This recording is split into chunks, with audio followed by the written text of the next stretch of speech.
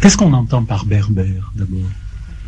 Je crois que la première des choses qu'il faut faire quand on veut définir le peuple berbère, c'est décoloniser l'histoire. Parce que malheureusement, au hasard des colonisations, on a attribué au peuple berbère toutes les origines possibles et imaginables. J'entends que par exemple la colonisation française, vous voyez dans les origines berbères, je ne sais quel résidu d'invasion nordique, ostrogoth, wisigoth ou viking. J'entends que aussi certains historiens arabes jusqu'à maintenant en voient le résidu d'autres invasions venues notamment du Yémen. Or, les historiens les plus sérieux, et je pense que mon ami Ayoub ne me démentira pas, les historiens les plus sérieux, aussi longtemps qu'ils essayent de remonter dans l'histoire, trouvent la présence de berbères en Algérie notamment et dans toute l'Afrique du Nord.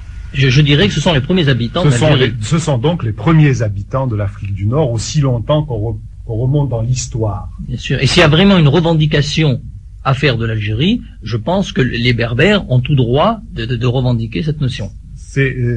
Enfin, ils ont au moins le droit de dire qu'ils sont là chez eux, dans leur pays, et qu'ils y sont depuis la nuit des temps, puisque je crois qu'il y a un lien tout à fait démontré entre cette grande civilisation saharienne qui a existé au temps où le Sahara était une verte prairie. Ce lien est d'ailleurs fait par les Touaregs entre cette civilisation saharienne et puis les berbères tels que nous les connaissons, puisque nous retrouvons même des traces d'écriture qui remontent au IIIe siècle à peu près. Alors, je dis donc on peut affirmer sans être démenti que les berbères constituent la population autochtone la plus ancienne de l'Algérie. Et c'est sur ce substrat berbère que vont se greffer ensuite d'autres apports ethniques, d'autres apports religieux et d'autres apports de civilisation. Ali Messi. Oui, je crois qu'il faut aussi, dans un raccourci historique, du fait du manque de temps, parler quand même de cette histoire des berbères. C'est pas quand même. Parler de cette histoire des berbères,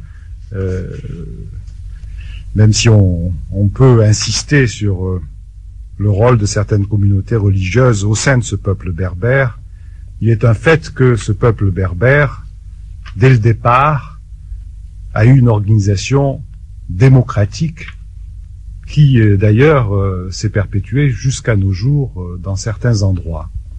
Et cette organisation démocratique est une organisation assez exemplaire en Méditerranée, puisque les berbères n'ont jamais constitué un État au sens occidental du terme, mais ont constitué des confédérations qui s'organisaient d'une façon tout à fait autonome et dont le centre était le village, était la cité du village, qui vivait démocratiquement, un peu comme on pouvait vivre dans la Grèce antique, autour de l'agora.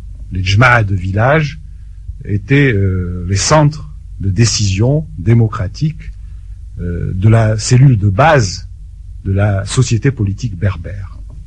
Je dis cela au départ parce que sinon on ne peut pas s'expliquer comment tant de gens ont défilé dans ce pays. Parce que on parle d'invasion, d'autres invasions, une invasion chassant l'autre, et on se dit, mais que diable ces berbères faisaient-ils? En fait, ces berbères vivaient une vie démocratique assez extraordinaire, même si certains modes de vie peuvent paraître maintenant un peu archaïques. Toujours est-il que sur un immense territoire, ces fédérations ou confédérations berbères étaient organisées d'une façon très très libre. Et d'ailleurs, les berbères ne se sont jamais appelés eux-mêmes berbères, puisque cela vient du mot latin barbare, barbarie, et les berbères se sont toujours appelés eux-mêmes imaziren, ce qui veut dire les hommes libres, les hommes libres. Alors on comprend qu'il y a eu tant de convoitises sur ce pays.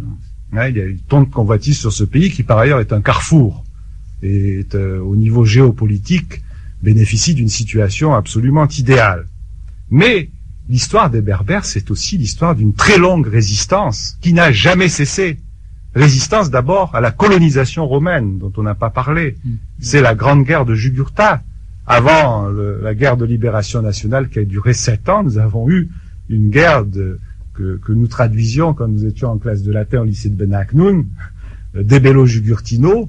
Moi, je savais même pas d'ailleurs ce que je traduisais, puisqu'on omettait de nous enseigner que Jugurtha était notre ancêtre numide qui avait combattu les colonisateurs romains. Ça aurait pu nous donner des idées à l'époque.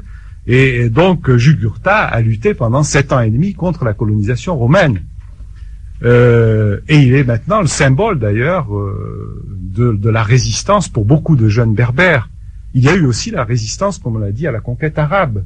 Une résistance qui ne s'est jamais démentie.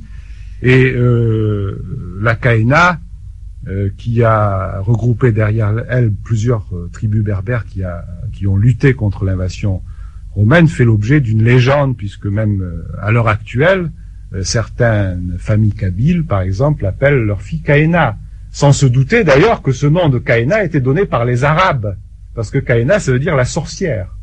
Donc vous voyez que ça rejoint un peu la légende, c'est un nom arabe, Kaena. Il existe toujours d'ailleurs le puits de la Kaena. Oui, c'est cela. Ce sont les Arabes qui l'ont appelé comme ça. Il y a eu Koseila également. Et puis il y a eu la grande période d'épanouissement de la civilisation, je dirais, arabo-islamique. Non pas arabe, mais arabo-islamique, parce qu'il y a eu l'apport de l'islam qui a donné ces grandes dynasties berbères, ces grandes dynasties d'origine ethnique berbère, et qui, avec l'apport de l'islam, ont rayonné par la suite sur une grande partie du monde occidental. Et ça a été le cas des Almohades et ensuite des Almoravides. Non, plutôt des Almoravides. Les Almoravides et ensuite des Almohades. Et puis j'en viens vite, dans un raccourci encore plus frénétique, à la conquête française. Là aussi, résistance forcenée des Berbères d'abord. Ce sont les massifs montagneux où s'étaient réfugiés les Berbères qui vont résister jusqu'à la fin. Et il ne faut pas oublier que la Kabylie, par exemple, alors que le débarquement à Sidi Ferruch date du 5 juillet 1830, la Kabylie ne sera définitivement conquise qu'en 1870, après les fameux combats d'Ishriden. À la suite de cela, la résistance a continué. Il y a eu Mokrani, il y a eu Boumaza, et il y a eu la guerre du Rif avec Abdelkrim au Maroc. Donc, il y a donc cette constance de la résistance au sein du peuple berbère et un attachement qui ne s'est jamais démenti à ses traditions et sa culture. Je crois que c'est un fait extrêmement important qu'il fallait absolument noter.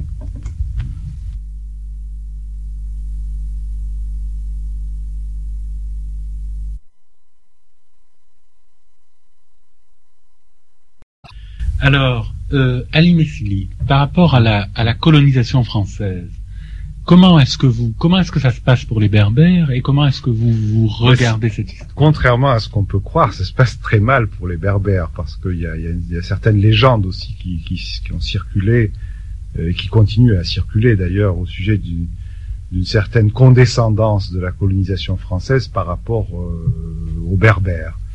Et je m'expliquerai là-dessus tout à l'heure. Mais enfin, il y a la résistance d'abord des Berbères à la colonisation.